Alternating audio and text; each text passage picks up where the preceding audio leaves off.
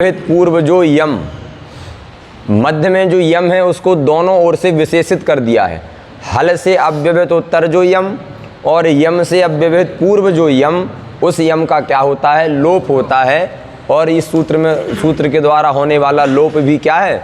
विकल्प से है। हलो यमाम यमी लोपा में वाक्य अनुवृत्ति आती है, इसीलिए यह लोप भी विकल्प से करता है। विशेष बात जो है वो क्या है कि यमाम यह जो उद्देश्य है और यमी यह जो निमित्त है, इन दोनों में यमाम उद्देश्य में जितने वर्ण आ रहे हैं, यमी इत्याकारक निमित्त में भी उतने ही वर्ण आ रहे हैं।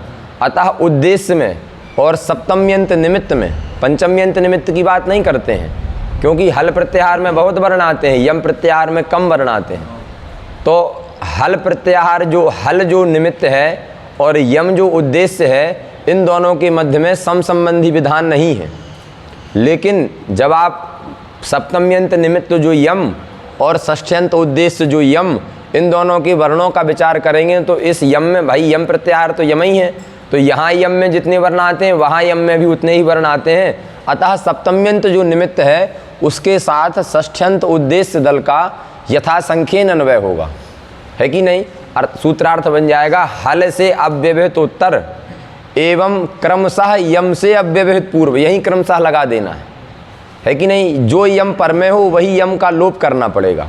ऐसा नहीं है कि अन्य यम पर में होगा और किसी अन्य यम का लोप कर देंगे, क्योंकि यथासंख्य का मतलब ही होता है अगर समसंबंधी विधान है तो वह क्रमिक होता है।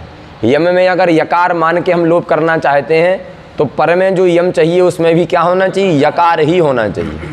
यही तो यथासंख्य का मतलब है। यम प्रत्याहार में कितने वर्ण आते हैं? 9 वर्ण आते हैं। तो उधर भी जो यम है वो 9 वर्णों में से क्रमशः हो। ऐसा नहीं है कि यम का यकार हम लोप करने जा रहे हैं और मकार जो है यम में मान करके उसको निमित्त मान करके लोप कर दें, ऐसा संभव नहीं है। समझ में बात आई कि नहीं? क्यों ऐसा संभव नहीं है? क्योंकि यथासंख्यम अनुदेशः समानाम को रोकने के लिए कोई उपाय नहीं है, वो तो लगेगा ही लगेगा। और पीछे आप सुन चुके हैं, यथासंख्यम अनुदेशः समानाम केवल उद्देश्य विधेय में लगता हो ऐसा अनिवार्य नहीं है कि नहीं? उद्देश्य विधेय में भी लग जाता है, उद्देश्य में भी लग जाता है। उद्देश्य में लगने का उदाहरण खोजना हो तो अभी आप लोग चतुर्थ खंड पढ़ रहे हैं शाम को, वहाँ ऐसे कितने सारे उदाहरण हैं, है कि नहीं? बोलो एक आध उदाहरण बोलो। असुर ललाटयोः दृशितपोः, उस दिन बताए थे अभी क्या सूत्र है? असुर ललाटयोः दृशितपोः। तो असूर्य ललाट ये दोनों उपपद मांगता है और दृश और तप इन दोनों धातुओं से प्रत्यय होता है। तो असूर्य ललाट ये भी उद्देश्य दल में है, उपपद जो होगा वो भी उद्देश्य दल में होगा, और दृशि तप ये भी उद्देश्य है। दोनों उद्देश्य में भी यथासंख्य लगता है। तो असूर्य के उपपद में रहते दृश धातु से प्रत्यय विशेष होता है कि नहीं? खस प्रत्यय करता है या जो भी प्रत्यय वहाँ करता हो। और ललाट के उपपद में रहते तप धातु से, तो असूर्यम पश्याह राजदाराः और ललाटन तपः सूर्य, है कि नहीं?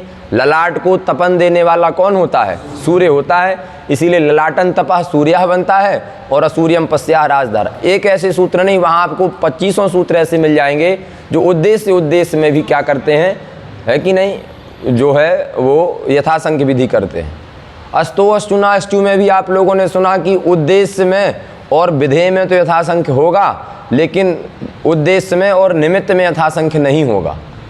न होने में हेतु क्या देते हैं? 7 सूत्र का आरंभ। इसका मतलब यदि 7 सूत्र नहीं होता तो कदाचित उद्देश्य और निमित्त में भी यथासंख्य होने लगता। बात समझ में आई कि नहीं? इसीलिए ये कोई नियम नहीं है कि उद्देश्य विधेय में ही यथासंख्य होता है, ऐसा कोई नियम नहीं है। निमित्त उद्देश्य में भी होता है, स्थानीय उद्देश्य विधेय में भी होता है, उद्देश्य में भी होता है और विधेय निमित्त में भी हो जाता है। कहाँ जहाँ संभव हो, जहाँ समसंबंधी विधान होगा वहाँ यथासंख्य करेंगे, कोई क्षेत्र विशेष का वहाँ नियमन नहीं है। इसीलिए यहाँ पर एक जो सप्तम्यंत निमित्त यमी है उसके साथ उद्देश्य यम का क्या होगा? क्रमशः अन्वय होगा। तो क्रमिक यम परे रहने पर ही यम का लोप होगा, अन्यथा लोप नहीं होगा। प्रकृत प्रसंग में ऐसा है, नहीं अस्ति में यण करने के बाद, दुत्व करने के बाद ना हा या अस्ति, यही है कि नहीं? तो ना हा या अस्ति में जो हा हुआ वह हुआ हल, उससे अव्यवहित उत्तर यम हुआ मध्यवर्ती यकार, उससे क्रमिक यम पर में है दूसरा यकार। यम यम दोनों यम में आते हैं और दोनों यकार ही है कि नहीं। अतः यहाँ पर क्रमिक निमित्त मिलने के कारण विकल्प से एक बार जब लोप हो जाएगा तो क्या बन जाएगा, ना हा या अस्ति मिला करके नहीं अस्ति। एक यकार वाला रूप क्या बनेगा, नहीं अस्ति। और चूंकि लोप विकल्प से करता है, जब लोप नहीं करेगा तो दो यकार वाला रूप भी बन जाएगा और जब लोप कर देगा तो एक यकार वाला रूप भी बन जाएगा, है कि नहीं। हाँ, हलापरस्य यमो लोपः साद्वा यमी इति लोप पक्षे द्वत्वा भाव पक्षे एक यम रूपम तुल्यम। अब देखो विचार करना, हलो यमाम यमी लोपः सूत्र ने क्या किया, जब अचोरहाभ्याम द्वय से द्वत्व कर दिया गया तो द्वत्व करने के बाद विकल्प से एक बार यकार का लोप कर दिया। जब विकल्प से लोप कर दिया तो क्या बना, ना हा या अस्ति मिला देंगे तो क्या बनेगा, नहीं अस्ति। यदि अचोरहाभ्याम द्वय से द्वत्व नहीं कर रहे हैं, वो भी तो विकल्प से करता है कि नहीं, जब वह द्वत्व का हम अभाव कर देंगे तब भी यही रूप बन रहा है। ना ही अस्ति था, यण कर दिया, द्वत्व का तो अभाव कर रहे हैं विकल्प होने के कारण, तो एक यकार वाला रूप क्या बन रहा है, नहीं अस्ति। और द्वत्व करने के बाद हलो यमाम यमी लोपा से लोप करने के बाद भी क्या बन रहा है, एक यकार वाला नहीं अस्ति, यही रूप बन रहा है। यही लिख रहे हैं, इति लोप पक्षे, लोप पक्षे लोप कर दिया, हलो यमाम यमी लोपा से क्या कर दिया, लोप कर दिया। और द्वत्वा भाव पक्षे, अथवा एक पक्ष क्या है कि द्वत्व करने के बाद हलो यमाम यमी लोपा से लोप कर दिया तो कितने आकार का रूप बनेगा, एक आकार का रूप बनेगा। और यदि लोप नहीं किया और द्वत्व भी नहीं किया तो कितने आकार का रूप बनेगा, तब भी एक आकार का। वही लिख रहे हैं, लोप पक्षे द्वत्वा भावे चा, इसको अलग अलग रखना। लोप पक्ष में भी एक आकार का रूप बनेगा, क्योंकि जब तक द्वत्व नहीं करेंगे तब तक लोप की तो प्राप्ति ही नहीं है। तो ये मिलाकर के पंक्ति नहीं लगानी है कि द्वत्वाभाव करने पर जब लोप करेंगे, अगर द्वत्वाभाव है तो एक ही आकार है, फिर तो तब तो लोप की प्राप्ति ही नहीं है, इसलिए अलग अलग है। द्वत्वाभावे एकयम रूपम, लोप पक्षे च एकयम रूपम। द्वत्व करने के बाद आप लोप कर देंगे तब भी एक आकार का रूप बनेगा, या द्वत्व ही नहीं करेंगे तब भी स्वाभाविक रूप से यण करके एक आकार का ही रूप बनेगा। लगा कि नहीं लगा। हाँ, चैकयम रूपम तुल्यम, द्वत्वाभावे लोपे च एक यम, एक यकार वाला रूपम तुल्यम, दोनों पक्षों में रूप क्या बनेगा, समान बनेगा। हाँ, लोपारंभ फलम तो आदित्यो देवता अस्य इत्यादित्यम हवि इत्यादौ। कहा फिर भाई लोप का यहाँ उपादान क्यों कर रहे हैं आप, लोप विधान करने वाले सूत्र को यहाँ लिखा ही क्यों। लिखाने का मतलब बनाना ही जरूरी नहीं रहा, क्योंकि लोप करने के बाद कितना रूप बन रहा है, एक यकार वाला, और दो यकार वाला भी बनेगा। तो एक यकार वाला जो रूप है और दो यकार वाला जो रूप है वो तो द्वत्व के विकल्प होने के कारण ही बन जा रहा है। आपने सूत्र का आरंभ किया, सूत्र का आरंभ करने का फल क्या मिला कि एक बार जो है नहीं अस्ति में एक यकार वाला रूप मिलेगा, एक बार दो यकार वाला। तो हलो यमाम यमी लोपा सूत्र के आरंभ करने का क्या प्रयोजन, क्या फल मिला हमको कि एक यकार वाला रूप बन रहा है और दो यकार वाला रूप बन रहा है। यदि इन दोनों प्रयोगों को हम प्रकारांतर से बना ले जाएं तो इस सूत्र का कोई उपयोग नहीं है, क्योंकि सूत्र का उपयोग लक्ष्य की सिद्धि में है। तो लक्ष्य को अगर हम प्रकारांतर से बना लें तो सूत्र का कोई उपयोग नहीं है।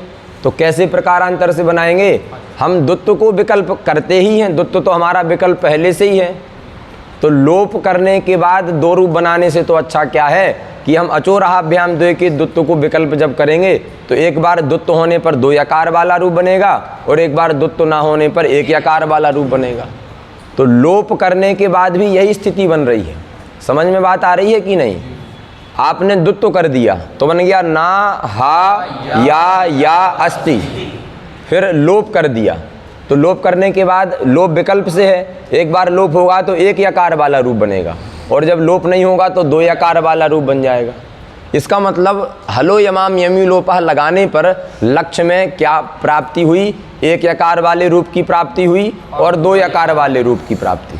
यदि इन दोनों प्रयोगों को हम बिना लोप किए बना लें तो लोप का विधान व्यर्थ है। तो क्या करेंगे, जो है अचोरहाभ्याम द्वय के द्वारा विकल्प से जब द्वत्व करेंगे तो द्वत्व होने वाले पक्ष में दो यकार का रूप बनेगा और द्वत्व के अभाव पक्ष में एक यकार का रूप बनेगा। तो एक यकार दो यकार घटित रूप तो लोप के बिना भी जब प्राप्त हो जा रहे हैं, तो फिर इस सूत्र के उपादान का या सूत्र के आरंभ का क्या प्रयोजन है।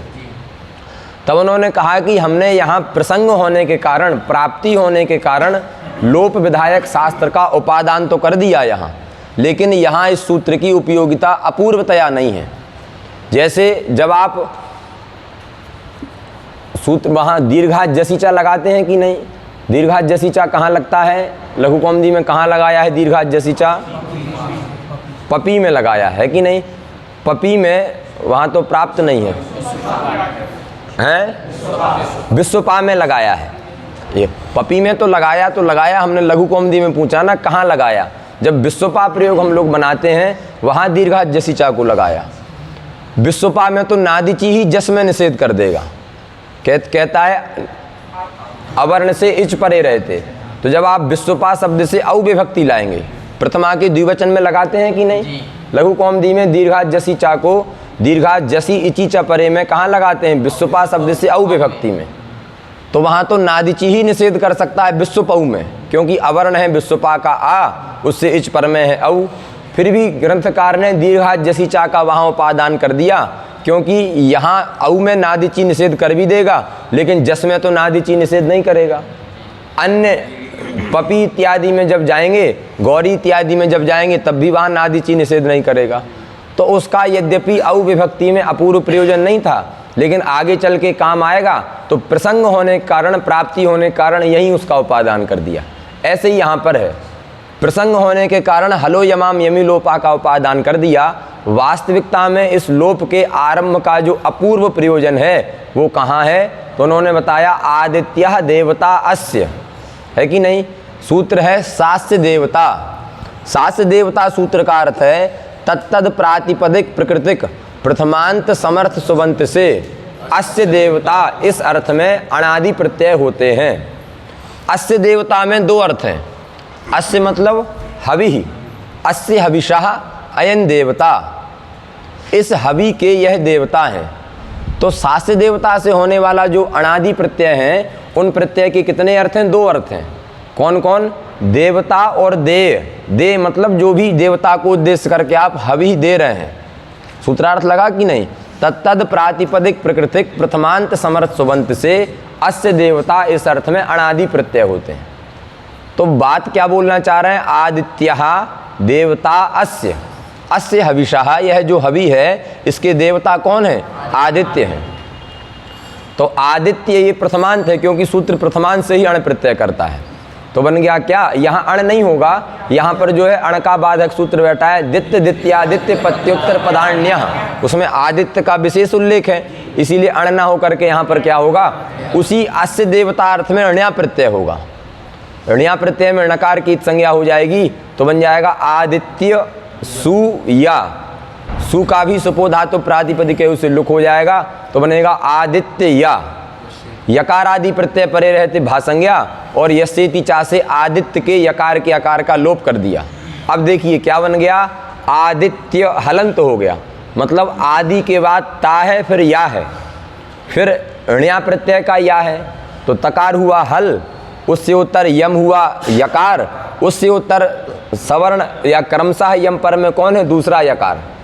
तो हल से अव्यवत उत्तर जो यम, क्रमशः यम पर में है प्रत्यय वाला यकार, अतः मध्यवर्ती यकार का क्या हो जाएगा, लोप हो जाएगा। जब लोप हो जाएगा विकल्प से, तो एक बार बनेगा एक यकार वाला आदित्य और एक बार दो यकार वाला आदित्य। यदि लोप का आरंभ नहीं करेंगे तो फिर हमेशा कितने यकार वाला रूप बनने लगेगा, हमेशा दो यकार वाला रूप बनेगा।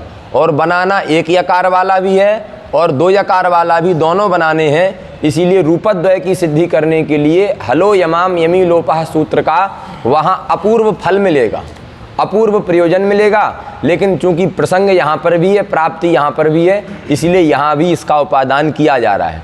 इसीलिए उन्होंने घटाने के बाद फिर क्या लिख दिया, पहले लिखा कि एक यमिति तुल्यम रूपम, फिर प्रश्न बना कि तब लोप का आरंभ क्यों किया गया, तो कहा कि लोपारंभ फलम तू आदित्य देवता अस्य इति आदित्यो हवि। तो एक यकार वाला रूप बनाने के लिए आदित्य का अर्थ क्या है, आदित्य हवि, और केवल हवि नहीं है, देवता और हवि दोनों हैं। क्योंकि प्रत्यय जो है वह दोनों अर्थों में आता है, देवता अर्थ में और देय अर्थ में। क्योंकि देवता आदित्य है, इसलिए आदित्य के साथ देवता का अभेदान्वय हो गया। आदित्याभिन्न जो देवता तदुद्देश्यक जो हवि, ये इसका अर्थ हो जाएगा।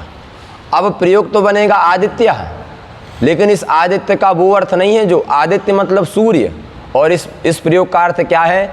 आदित्य मतलब सूर्य हैं देवता इस हवि के, उस हवि का नाम क्या हो जाएगा? आदित्यो हवि, है कि नहीं? अगर प्रत्यय नहीं होगा तो आदित्य का अर्थ केवल सूर्य, और सास्य देवता से अण प्रत्यय होकर जब आप आदित्य बनाएंगे तो उसका अर्थ क्या हो जाएगा? आदित्य देवतोद्देश्यक हवि। प्रयोग बन जाएगा कि नहीं? यदि हलो यमाम यमी लोपः को नहीं बनाएंगे तो आदित्य में एक तो आदित्य का यकार सुनाई देगा और ण्या प्रत्यय का यकार सुनाई देगा, तो हमेशा दो यकार वाले रूप बनेंगे, जबकि दो यकार के साथ साथ एक यकार का भी रूप बनाना है। इसके लिए हलो यमाम यमी लोपः सूत्र का आरंभ करना परमोपयोगी है, परम आवश्यक है कि नहीं? हाँ। यमाम यमी इति यथासंख्य विज्ञानान्नेह महात्म्यम तादात्म्यम। पहले हमने बताया कि हलो यमाम यमी लोपः में यमाम और यमी इन दोनों के मध्य में क्या होगा? यथासंख्येन अन्वय होगा। तो जिस यम का लोप करना है वही यम पर में भी होना चाहिए। दूसरा यम पर में होगा तब उसका लोप जो है नहीं होगा। माहात्म्यम प्रयोग बनता है और तादात्म्यम प्रयोग बनता है कि नहीं? माहात्म्यम कैसे बनेगा? महात्म्यम बनाने के लिए तो प्रयास करना पड़ेगा। महात्म्यम का क्या विग्रह लिख रहे हैं? कुछ विग्रह लिख रहे हैं। स्वयं प्रत्यय करके महात्म्यम बनेगा जहाँ तक है। कुछ लिख रहे हैं कि नहीं लिख रहे हैं? महात्म्यमिति अत्र मलोपो नित्यर्थः। वो तो ठीक ही है, प्रयोग के बारे में ठीक बात है कि नहीं? महात्मन शब्द है नकारांत, इसकी षष्ठी में क्या बनेगा? महात्मनः। क्यों? न संयोगात बमनतात, इसीलिए लोप नहीं होगा। तो महात्मनः भावः गुण वचन के द्वारा क्या हो जाएगा? शय प्रत्यय। तो महात्मन शब्द से शय होगा, टिलोप होके क्या बनेगा? महात्म्यम। और इसी प्रकार से तादात्म्यम। देखो कुछ सूत्र प्रयोग में ही सब स्पष्ट है। महात्म्यम में पहले तकार है, फिर मकार है, फिर यकार है। ये तीन वर्ण लगातार हैं कि नहीं?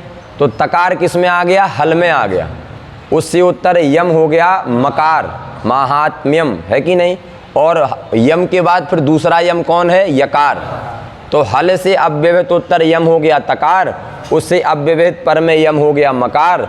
यदि निमित्त में, सप्तम्यंत निमित्त में और उद्देश्य में दोनों यम के अंतर्गत अगर हम यथासंख्य विधि नहीं करते हैं तो हल से उत्तर यम तकार, उससे उत्तर यम मकार, अतः मध्यवर्ती तकार का भी विकल्प से लोप हो करके एक बार तकार रहित प्रयोग बनेगा और एक बार महात्म्यम बनेगा।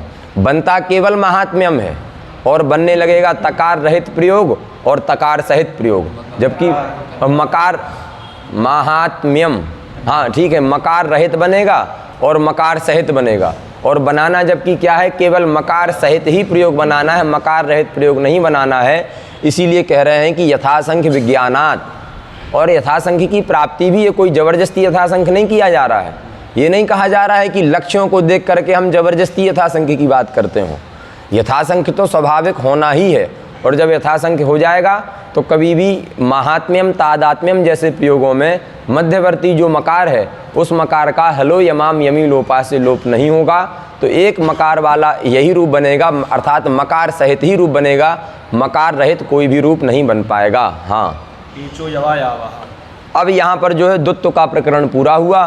तो दूसरी संधि जिसको हिंदी भाषा में अयादि संधि के नाम से जानते हैं, और हमारे यहाँ भी जान सकते हैं, क्योंकि आदेश को ही संधि का नाम दिया गया। आप व्यवहार देखें अगर तो यण संधि, क्योंकि यण आदेश है, गुण संधि, वृद्धि संधि सब आदेश हैं, पूर्व रूप संधि, पररूप संधि, अष्टुत्व संधि, जस्तु संधि, है कि नहीं, अष्टुत्व संधि, ये सारे जो है आदेशों को उल्लेख करके ही संधियों के व्यवहार हुए हैं। इसीलिए यहाँ पर भी आदेश कौन है? अयादि। अतः आदेशों को लेकर के ही क्या करेंगे? संधि का व्यवहार करेंगे। सूत्र में एचाह इति षष्ठ्यंतम पदम, अयवा यावह इति प्रथमांतम समस्त पदम, है कि नहीं? अय अव आय आव, इन चारों का क्या करेंगे?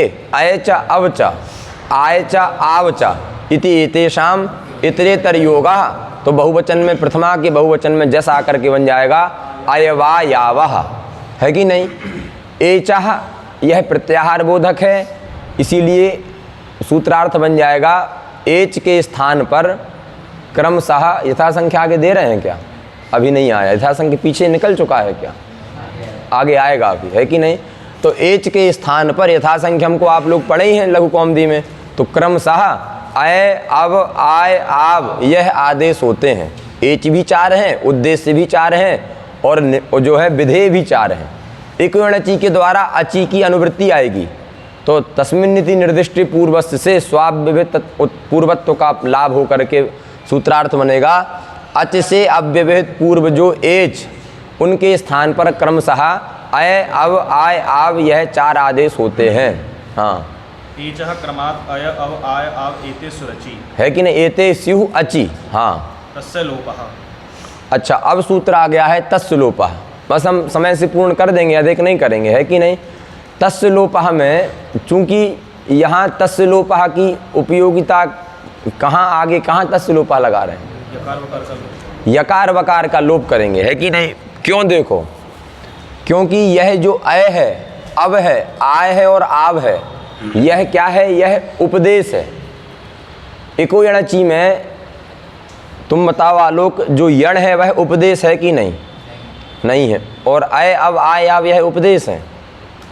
क्यों भाई, ऐसा क्या है? वो भी विधेय है, वो भी आदेश है, और यह भी आदेश है। तो वह यण आदेश आप कह रहे हैं उपदेश नहीं है, और यह सारे उपदेश हैं। इसमें विनिगमक युक्ति क्या है? क्योंकि उपदेश वही होता है जो उच्चारण हो, उसी का बोध हो, लेकिन यण में जो उच्चारण होता है उसका, है कि नहीं। यदानुपूर्विकम उच्यते तदानुपूर्विकम बुध्यते चेत् तदोपदेश। यण में जिस आनुपूर्वी का उच्चारण कर रहे हैं, बोध उसका नहीं हो रहा है। यण का उच्चारण कर रहे हैं, बोध 4 वर्णों का हो रहा है। पर अय का उच्चारण कर रहे हैं और बोध भी अय का ही हो रहा है। आव का उच्चारण कर रहे हैं तो बोध भी आव का ही हो रहा है। इसीलिए अयवा यावा यह जो है, यह सारे के सारे उपदेश हैं। उपदेश अवस्था में अंतिम हलवर्ण प्रत्येक में यकार वकार लगाया हुआ है, अतः सर्वत्र हलंत्यम सूत्र से यकार वकार की संज्ञा प्राप्त होगी, और इत संज्ञा होने के बाद उसका क्या होगा? लोप भी प्राप्त होगा। लोप करने वाला सूत्र यही उन्होंने दे दिया, तस्य लोपः, है कि नहीं। हाँ, तस्य तो लोपः स्यात् इति यवयोर लोपो न। कह रहे हैं तस्य लोपः के द्वारा यद्यपि यलोप की प्राप्ति है, फिर भी यकार वकार का लोप नहीं होगा। क्यों नहीं होगा? वो आगे की कथा है। अभी पहले हम लोग तस्य लोपः के बारे में जाने। तस्य लोपः सूत्र की संख्या जहाँ तक हमको स्मरण है 1 3 9, है कि नहीं। 1 3 2 का सूत्र है उपदेशे अजनुनासिक इत, फिर 1 3 3 का हलंत्यम, फिर सारे चुटु लसक तद्दिते सब इसी के अंतर्गत आ गए। और 1 3 9 का सूत्र क्या है? तस्य लोपः। तस्य में तद जो है वह सर्वनाम है। सर्वनाम किसका परामर्श कराते हैं? बुद्धिस्थ पूर्व का परामर्श कराते हैं। तो तस्य लोपः के पहले क्या चर्चा चल रही है? इत संज्ञा की चर्चा चल रही है। अतः तस्य का अर्थ क्या हो जाएगा? इत संज्ञकस्य। इतः मतलब इत संज्ञकस्य लोपो भवति। इत संज्ञक का क्या होता है? लोप होता है। यदि सूत्र में तस्य पद का उपादान ना करें और बिना उपादान किए भी यह लोप इत संज्ञक का ही होने लग जाए, तो तस्य पद का उपादान सर्वथा क्या हो जाएगा? व्यर्थ हो जाएगा। यदि सूत्र का स्वरूप केवल हम लोग बनाएंगे लोपः, तो लोपा यह किस विभक्ति का रूप है? प्रथमांत का। प्रथमांत पदबोध्य हमेशा विधेय होता है। इसका मतलब लोपः इतने मात्र सूत्र के द्वारा जो विधेय होगा वह क्या होगा? लोप होगा।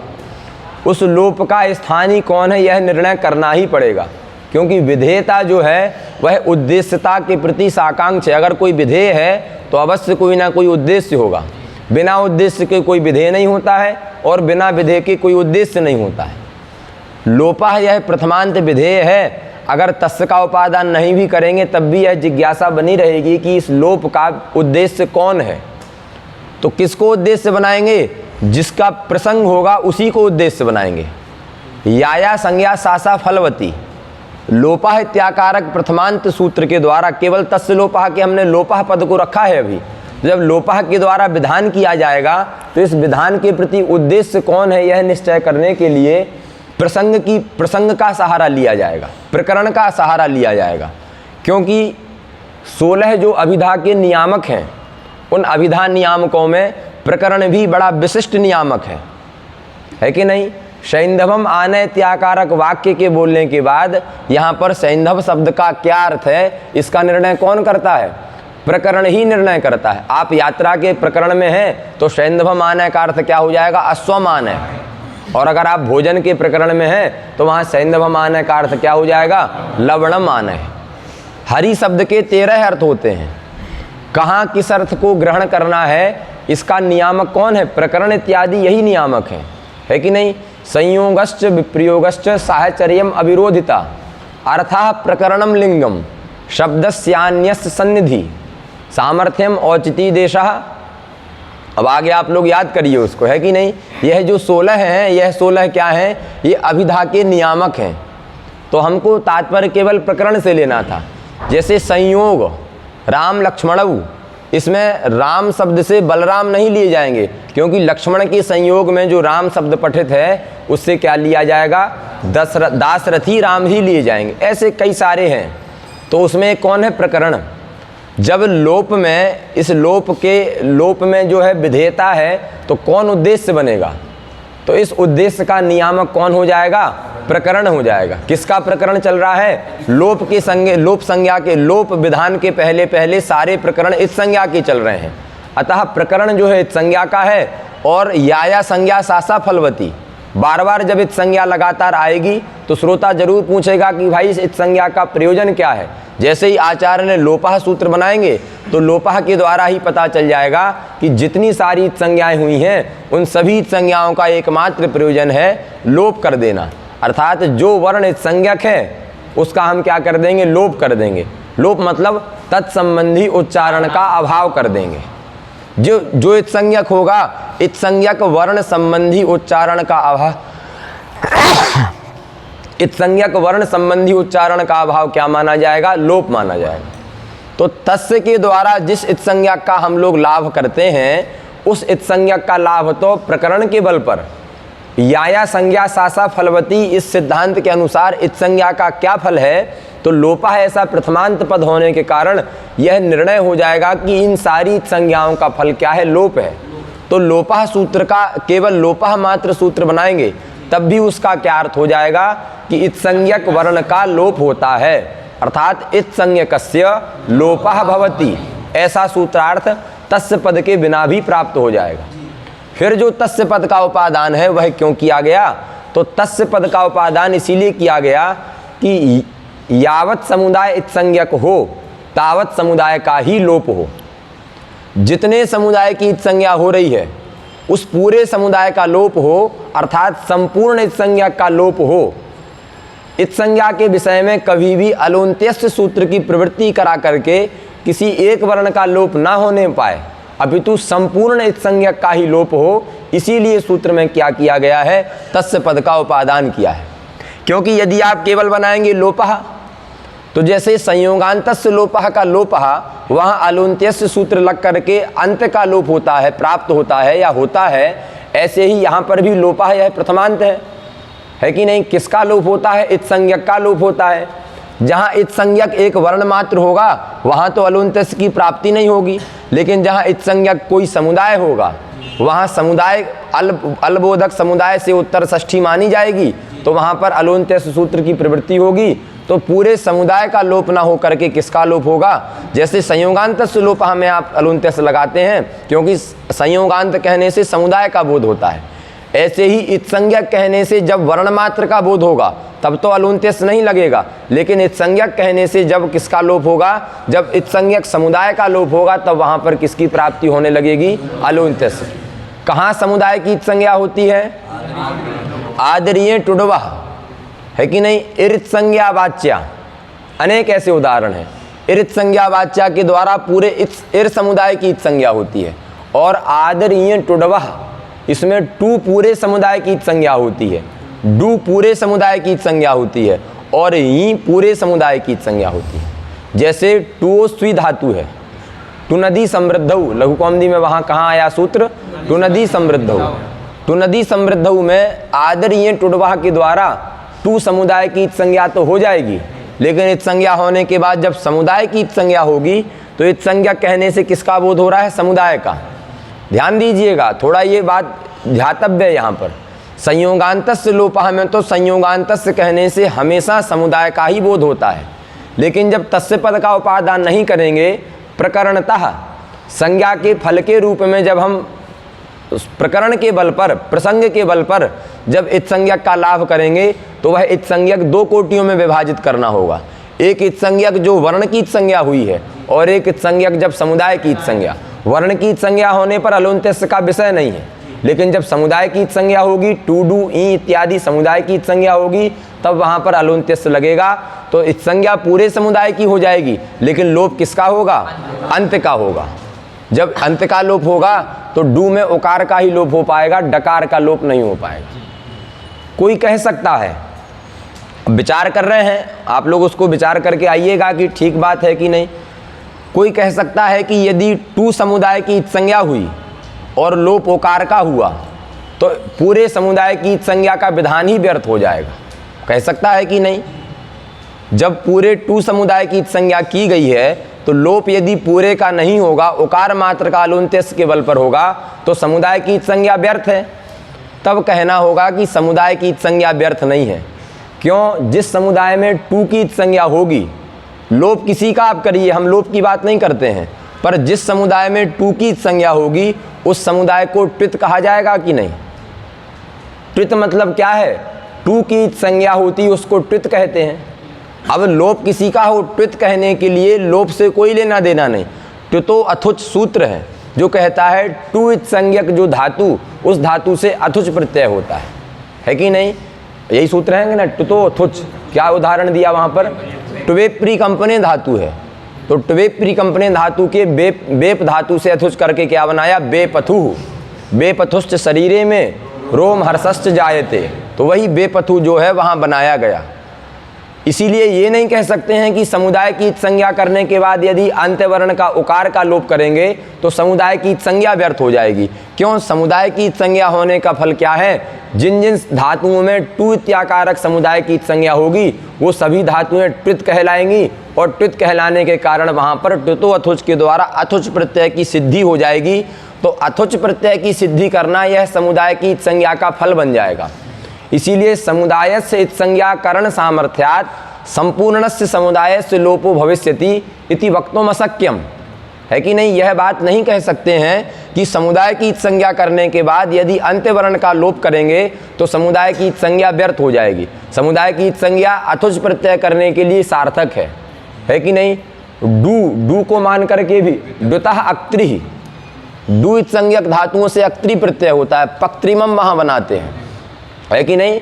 अक्तेर मप नित्यम, इसीलिए पक्त्रिमम वहाँ प्रयोग बनता है। तो यहाँ भी डू समुदाय की संज्ञा करके उकार का लोप कर भी देंगे तो समुदाय की संज्ञा करना व्यर्थ नहीं होगा, क्योंकि द्वित मान करके अक्त्रि प्रत्यय करके वह समुदाय की संज्ञा चरितार्थ है कि नहीं? और एक वर्ण क्या है? यी नित्यादिर नित्यम का यी अलग है। हाँ यही है, ठीक कह रहा है, यी नित्यादिर नित्यम। विचार करना होगा, वहाँ वो नहीं है, ये तो यकार नकार अलग है, पर दो में तो हमको मिल गया। अतः टू और डू इन दोनों में समुदाय की संज्ञा यदि अंत्यवर्ण का लोप करेंगे तो व्यर्थ नहीं हो सकती है। अथुच प्रत्यय करने के लिए, अक्त्रि इत्यादि प्रत्यय करने के लिए समुदाय की संज्ञा चरितार्थ है। इसीलिए समुदाय से संज्ञाकरण सामर्थ्यात् संपूर्णस्य समुदायस्य लोपो भविष्यति इति वक्तुम अशक्यम।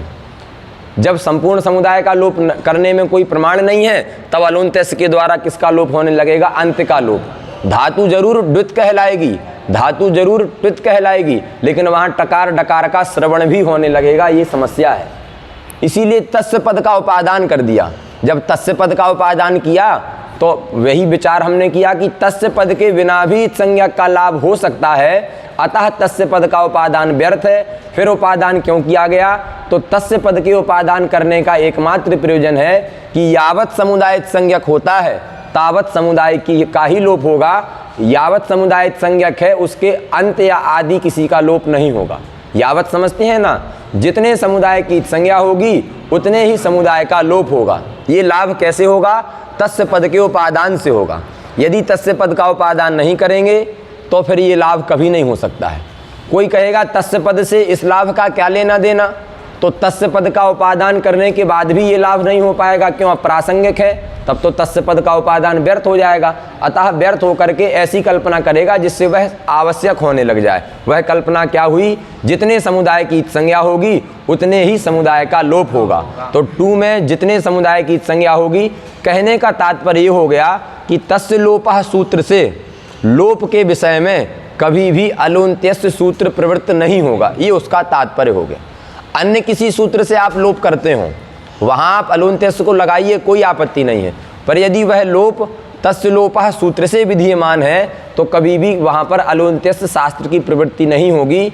इस प्रकार के सिद्धांत को मानने में, इस प्रकार के सिद्धांत के लाभ में क्या प्रमाण है? सूत्र में उपादान किया गया तस्य पद है कि नहीं?